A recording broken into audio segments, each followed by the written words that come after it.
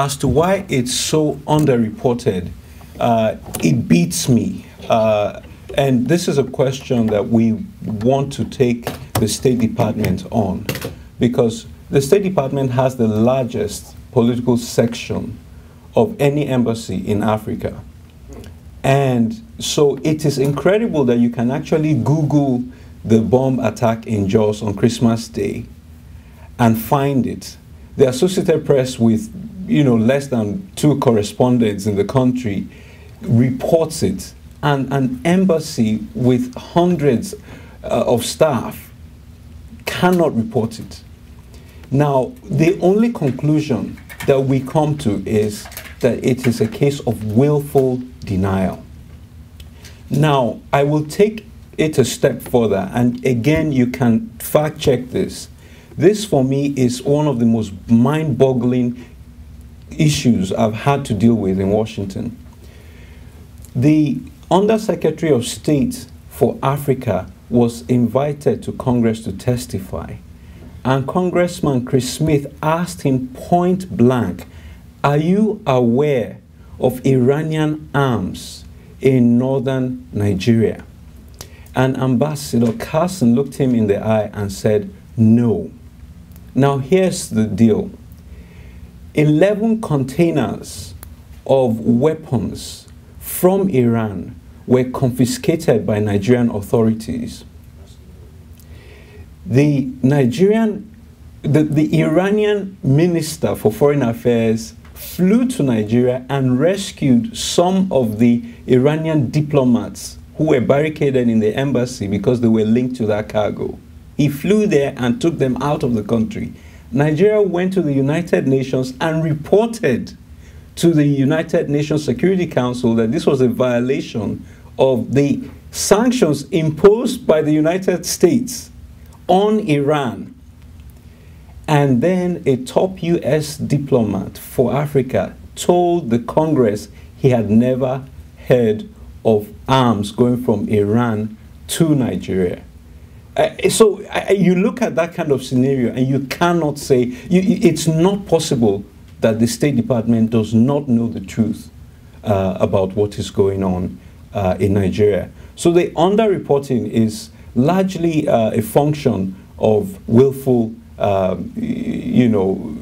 failure of intelligence. Let me also add that in fairness to the State Department, they have said that the insecurity is so bad that they're generally constantly in lockdown in the embassy, and they can't travel around the country and find out this information.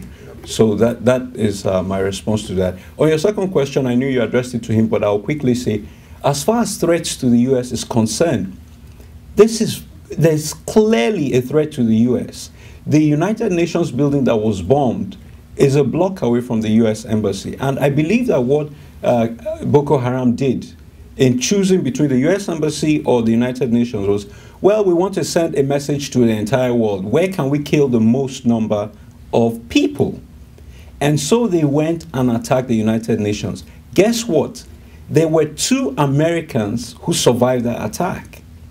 One of them was an FBI agent who literally had just crossed to another section of the building when the suicide bomber plowed into the building.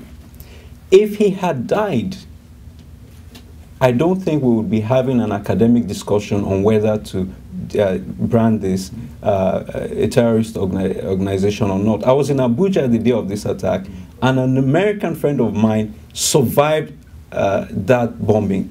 I called her immediately it happened. She was coughing. She was still in the ruins of the attack. She hadn't been rescued yet. And I feel it is a betrayal of these people who were fortunate to survive, that the US is playing footsie with what is clearly a threat to the United States homeland. So far, an Italian has been killed, a German has been killed, a Briton has been killed, a Chinese man has been killed, an Indian was shot in Kano. I don't know her status. But simply because an American hasn't yet died does not mean that it is not a threat to the United States of America. And continuing to what my brother has stated, do we have to wait till an American is killed before we term this organization a foreign terrorist organization. We don't have to wait until they attack the homeland before we wake up. The time to wake up is now. If they can be bold enough to attack the UN building, and the next building is the US Embassy, do you want to wait until they carry bodies of Americans to the US before we start speaking out? We have the power to stop these people. We have the power to hurt them where they are getting their money from. And where are they getting weapons from anyways? If the weapons are not made in Nigeria and they are not made in Africa, where did they get them from? So please, I don't think, as our brother has said, we start to play footsie and said, you know, how many Americans have been killed. In Christmas last year, they were attacked. And many Americans traveled to Nigeria during Christmas. I am an American. I'll be traveling to Nigeria in December. Do I want to wait until my body bag is brought to the US and affecting my children who are born here and my wife who is born here? So I don't think we have to wait until one American is killed. We can no longer wait. We can no longer be quiet. We need to speak out, and we need to speak out now. Katie Gorka from the Westminster Institute. I understand that USAID is spending tens of millions, if not hundreds of millions of dollars in northern Nigeria, and yet they haven't been able to get up there because of the violence for the past year to monitor their projects. Is there a concern that some of these funds are ending up in the hands of Boko Haram? Yeah, that's a tough question, and I was myself shocked to learn that the U.S. was unable to monitor projects in northern Nigeria because of the insecurity, it's a bit shocking also that the U.S. at the same time was trying to open a consulate in Kano. And I said to whoever would listen, if you are spending millions of dollars, you know, supporting madrasas and that sort of thing, and you can't even monitor effectively what you're doing there, how do you expect that you're going to be able to protect a consulate in a city where 200 people were killed in one day? Now, just to give you an illustration, if you Google this, you will hear there were attacks on police and so on and so forth. The January 20 attacks, I was actually in Kano briefly that day, were deep insurgent attacks. These people attacked police stations. They attacked the secret police headquarters. It was just a nightmare. Now, under the Vienna Convention, embassies are supposed to be protected by local security forces.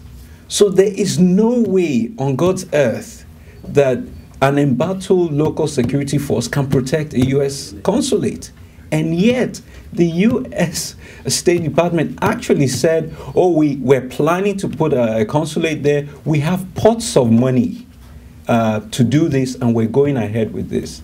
Now, this is probably not very relevant to this. At the same time that they were saying we have pots of money to set up a consulate in Kano, you know, they were probably denying security upgrades in Benghazi. So it's a very, very strange policy situation. And with USAID, I don't know how they're able to monitor those programs, given the insecurity in northern Nigeria. Yeah, just before we take the next question, you know, just to address the question of a reporter from the Examiner, a congressional report by the Homeland Security made it abundantly clear as to the fact that Boko Haram is a threat to United States interests. And I would like to refer you to that report. It was done under the chairmanship of Congressman Peter King.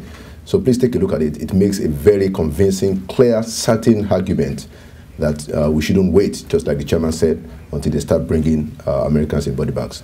Yes, sir. Yes, sir. Dennis Crowley, United News and Information, has Secretary of State, Undersecretary of State for African Affairs, or even the Public Affairs Office of the State Department spelled out to you in writing their reason for not designating Boko Haram as a foreign terrorist organization. I mean, a lot of people have been killed. Yeah, absolutely. And that's one of the things that we are aiming for is some kind of clarity as to why the U.S. government up to now has found it difficult to designate the group as what it is. It is a terrorist organization. Everybody knows that. And the U.S. government has gone ahead to identify 3 leaders, and they designated those individuals. So it's a very good question, and one of the things that we are going to be seeking out is for them to actually come out and tell the world what seems to be the problem. We are going to, after this press conference, going to reach out to the State Department, and we're going to demand a very clear explanation. But don't forget that even American Congress members like Peter King, like Chris Smith, they have been making the same demand. And as a matter of fact, they have also asked the Secretary of State and its State Department to explain exactly why it is such a big deal to call a terrorist what exactly they are. Faith McDonald from the Institute on Religion and Democracy. From the statements that came out after President Goodluck was elected from our State Department, it seems that there has been some other feeling that might relate to why they won't call Boko Haram a foreign terrorist organization, and that is that they talked very much about the need for him to reach out to the northern Nigerian Muslims, and that they could understand how people would be upset, basically, that they had a Christian president. So is there a feeling that this is part of it too, that there's just this preferential treatment given to and moral equivalence given to a group that is slaughtering people?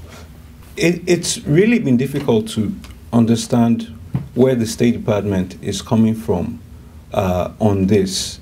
And I feel that the betrayal is actually even more so because a lot of the attacks on Christians in Nigeria have been triggered by U.S. action elsewhere. Now, let me make clear that the persecution of Christians in Nigeria has been ongoing for over a quarter of a century. And as one bishop who's American, he returned to Nigeria and built a church, he said, look, we're used to riots. We've learned to defend ourselves and to evacuate our families. But he said, Emmanuel, what we're not used to is bombings. And this has been a game changer. It's the suicide bombings which began last year that is now terrorism or persecution on steroids. Now, the State Department's position is to try and not to call it what it is. And it looks like it's a systematic post-Bush era policy shift. We can no longer call it a duck because even though it quacks like a duck, Bush is gone. That seems to be the mantra. And I want to point out very clearly, when the US invaded Iraq the first time around, there were riots in Kano and Christians were killed. When the Intifada began in Israel, there were riots in Kano, Christians were killed. When the Danish cartoons were drawn in Denmark, there were riots in Nigeria, Christians were killed. And so when you have a city where people wear Bin Laden t-shirts and all of that, and you come and you say it's an economic problem, you refuse to see the connection with your own policy as America, then I feel that it's a deep betrayal. But going specifically to Boko Haram, Boko Haram's earliest attacks occurred in 2002, 2003. And guess what? At the time, they called themselves the Nigerian Taliban. And what happened in 2002, 2003? The US had just invaded Afghanistan to dislodge the Taliban. So it was a direct, and I call on researchers to validate this. It was a direct response to US invasion of Afghanistan. They even called their camp Afghanistan. So it's a very difficult one to take from the State Department.